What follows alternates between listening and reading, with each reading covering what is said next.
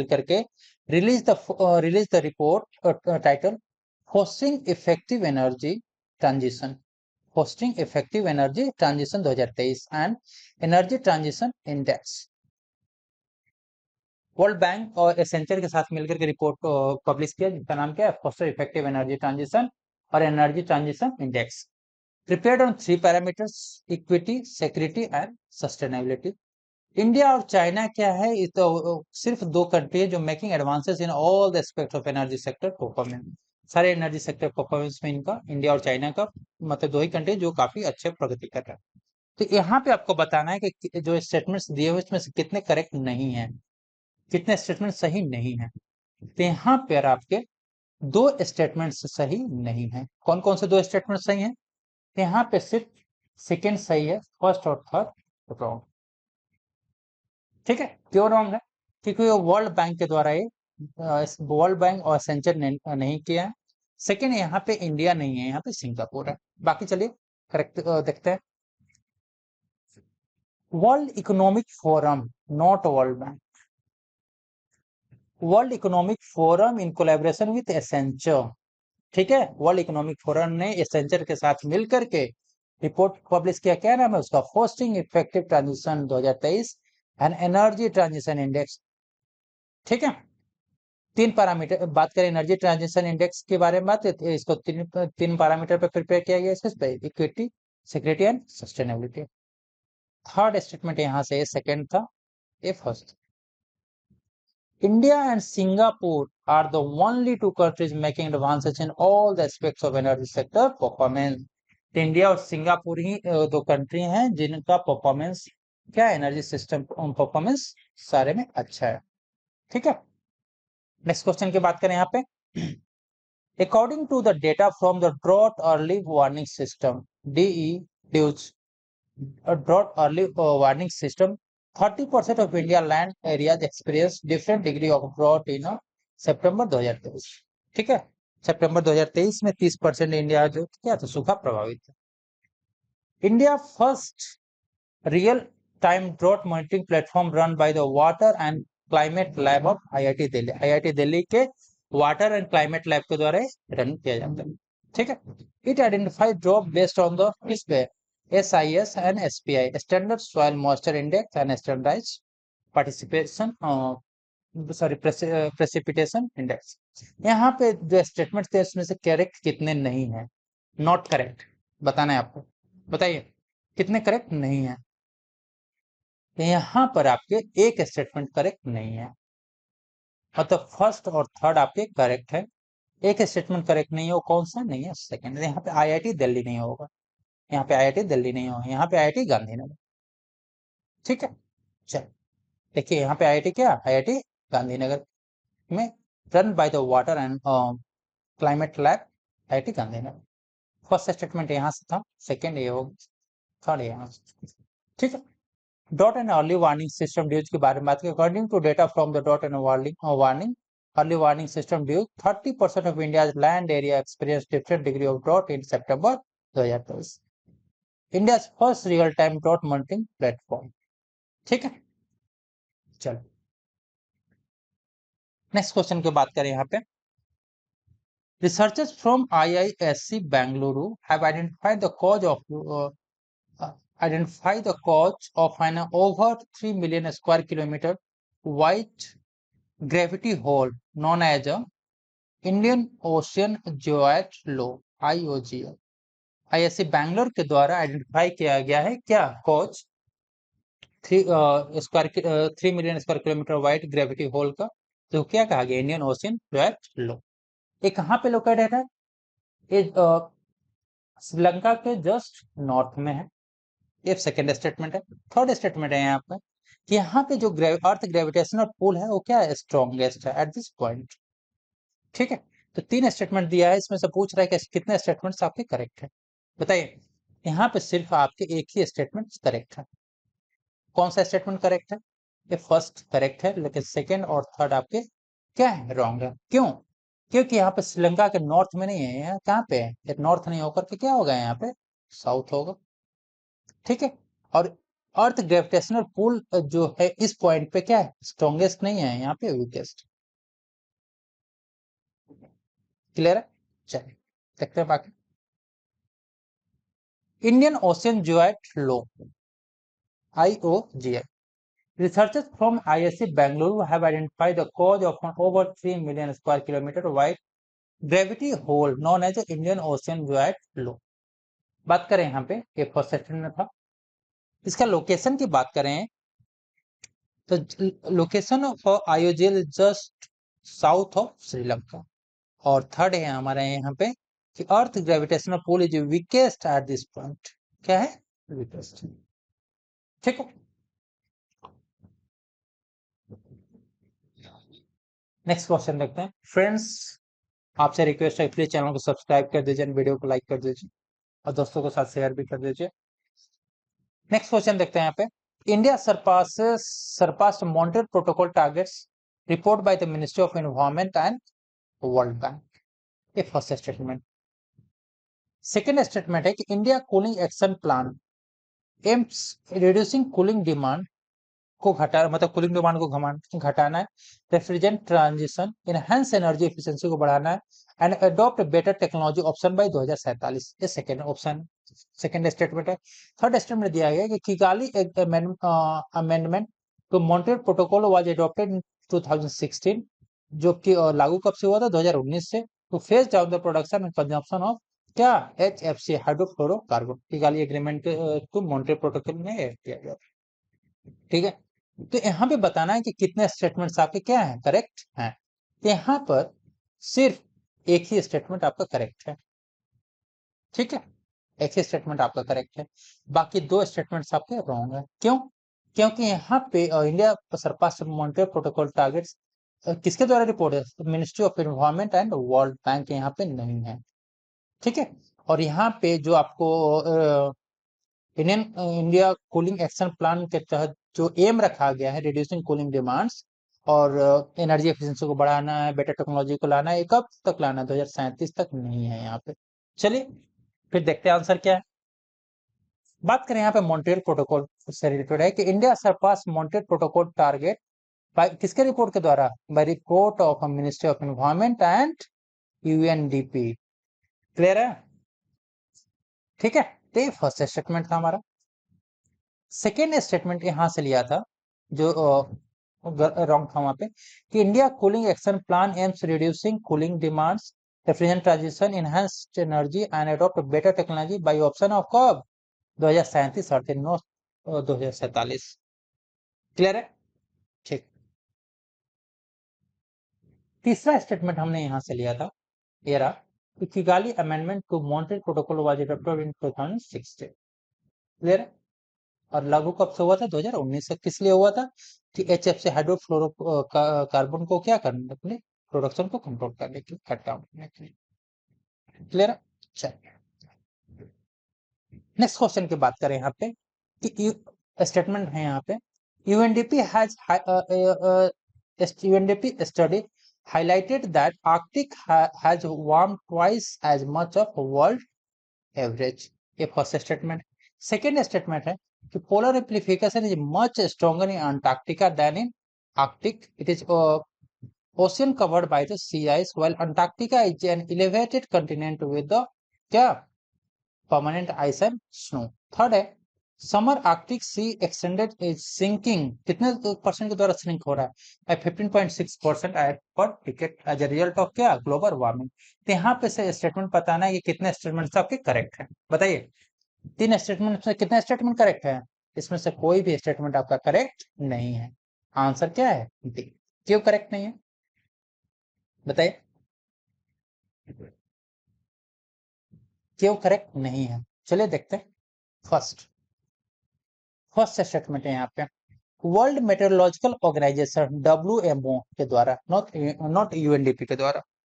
ठीक है, world meteorological organization study the highlighted the Arctic has warmed twice as much और world average से दोगुना रेट से क्या गर्म हो रहा है। ठीक है, ये फर्स्ट स्टेटमेंट है यहाँ पे। सेकेंड स्टेटमेंट यहाँ पे लिया गया है कि reason for the faster warming of Arctic region क्या है? आर्कटिक रीजन को मतलब इतने तेजी से गर्म क्यों हो रहा है? क्योंकि वहां पे polar amplification is much stronger in Arctic region. Polar amplification काफी स्ट्रॉन्ग है किसके कंपेयर में? इन Antarctica. As it is an ocean covered by the sea ice and Antarctica is an elevated continent with a permanent ice and snow. Clear है यहाँ पे? ठीक। Third statement ये आगे लिया था कि summer Arctic sea ice sinking by 12.6%, not 15.6%। As a result of क्या, किसके कारण सिंक हो रहा है? Global warming. ठीक है, नेक्स्ट क्वेश्चन देखते हैं यहाँ पे। Ministry of environment announces reform in carbon credit trading CCTS in कब? 2023 में। सेकेंड स्टेटमेंट है कि set up a national steering committee at Indian carbon market governing board led by power and environment secretaries to govern the oversee the function of Indian carbon market। ठीक है, तीसरा statement है यहाँ पे कि bureau of energy efficiency would be the administrator for the carbon market and set targets for the reduction in emission, issue carbon credit certificates and carbon verification agency. ठीक है, तो जो ब्यूरो ऑफ एनर्जी एफिशिएंसी है वो क्या administrator को बनाया गया इस चीज का, कार्बन मार्केट का। ठीक है, और ये क्या कार्बन क्रेडिट सर्टिफिकेट इशू करेगा और कार्बन वेरिफिकेशन एजेंसी को क्या करेंगे? एक्रेडिटेट करेंगे। ठीक है, तो यहाँ पे तीन स्टेटमेंट्स दिए गए हैं। तो पहला है कि मिनिस्ट्री ऑफ एनवायरनमेंट के द्वारा अनाउंस किया गया कार्बन क्रेडिट ट्रेडिंग स्कीम 2023 में। ठीक है, तीन स्टेटमेंट्स में से कितने स्टेटमेंट्स आपके करेक्ट हैं यहाँ बताना है। करेक्ट आपके सिर्फ कितने? सिर्फ दो स्टेटमेंट्स हैं। कौन कौन से? सेकेंड और थर्ड। कि फर्स्ट में क्या रहूंगा तो यहाँ पे मिनिस्ट्री ऑफ एनवायरनमेंट नहीं है, यहाँ पे मिनिस्ट्री ऑफ एनवायरनमेंट नहीं है। फिर क्या है? यहाँ पे मिनिस्ट्री ऑफ पावर है। क्या है? Ministry of power. ठीक है, ministry of power in first है announces a reform in carbon credit trading scheme in launched in कब? 2023। क्लियर है? और उसके लिए क्या एक कार्बन नेशनल स्टीयरिंग कमेटी बनाई गई है, तो कार्बन गवर्निंग बॉडी के हेडेड करेगा और बाकी चीजें। ठीक है, थर्ड यहाँ पे लिया गया कि bureau of energy efficiency would be the administrator का काम करेगा। फोर्थ किसके लिए? Carbon market. और ये टारगेट सेट करेगा कि in the reduction of the emission, और क्या करेगा? कार्बन क्रेडिट सर्टिफिकेट्स को इशू करेगा और जो कार्बन वेरिफिकेशन एजेंसीज है उनको क्या करेगा? एक्रेडिटेट करेगा। ठीक है, नेक्स्ट क्वेश्चन देखते हैं। नेक्स्ट, मेरी life app was launched by MOHFW, ministry of health and family welfare. इसका एम क्या है? It aims to empower youngsters and encourage their participation in the climate change through simple action in daily life. It provides participative experience in a series of life-related tasks under 5 themes, namely save energy, save water, reduce single-use plastic, adopt sustainable food system, and adopt healthy lifestyle. इन तीन statements में बताना है correct कितने हैं, बताइए। यहाँ पे correct एक नहीं है, करेक्ट दो है। कौन कौन से? सेकेंड और थर्ड। फर्स्ट में क्या रंग है? तो मेरी life app was launched by MOHFW नहीं है। फिर बताइए क्या होगा आंसर? आंसर है आपका क्या? Ministry of environment and forest climate. Clear है? चलो नेक्स्ट क्वेश्चन देखते हैं यहाँ पे। ये नेचुरल स्वैप से रिलेटेड क्वेश्चन है। ठीक है, गैबन अनाउंस्ड अफ्रीका और largest debt for the natural swap value of $500 million. World first and largest debt swap to conserve ocean, ठीक है, was signed by the Ecuadorian Ecuadorian 2023। तो मतलब ocean conserve करने के लिए फर्स्ट और लार्जेस्ट डेट स्वैप किससे के द्वारा साइन किया गया? इक्वाडोर के द्वारा। India is not involve in any such debt for a natural swap till date. India इसमें किस तरह का इन्वॉल्वमेंट नहीं है। कितने स्टेटमेंट्स आपके यहाँ पे करेक्ट है बताइए? ऑल थ्री स्टेटमेंट्स हैं यार correct. Debt for a climate swap की बात करें तो Gabon announce the Africa largest debt for a natural swap value. Debt for a climate, it is a type of debt swap in which a debtor nation, instead of continuing to the make external debt payment in foreign currency, makes payment in a local currency to finance climate projects domestically on agreed upon terms. First use किया गया था in it is in Latin America. World first and largest debt swap to conserve ocean was signed by Ecuador in 2023 और India इसमें कभी involve नहीं रहा है। ठीक है, नेक्स्ट क्वेश्चन देखते हैं यहाँ पे। UNEP is an international environmental authority है engaged in establishing global environment agenda को डेवलप करने में and promote efficient implementation of sustainable development program को प्रमोट करता है। Inter governmental panel on climate IPCC जो ज्वाइंटली किसके द्वारा UNEP और WMO का ज्वाइंटली होस्ट किया जाता है। कॉमन कार्बन मैट्रिक सपोर्ट किसके द्वारा WMO के द्वारा सपोर्ट किया जाता है by develop has been developed for the assessing the carbon footprints for building operations around the world। ये तीन स्टेटमेंट्स दिए हुए, तीन में बताना है कि इसमें से करेक्ट कौन सा नहीं है, कितने स्टेटमेंट्स करेक्ट नहीं है बताइए। यहाँ पे आपके एक स्टेटमेंट करेक्ट नहीं है, कौन सा स्टेटमेंट है करेक्ट है, तो फर्स्ट और सेकंड करेक्ट है, थर्ड करेक्ट नहीं है। क्योंकि यहाँ कॉमन कार्बन मैट्रिक की बात करें तो सपोर्ट किसके द्वारा किया था, WMO के द्वारा नहीं किया जाता है, UNEP के द्वारा सपोर्ट किया जाता है।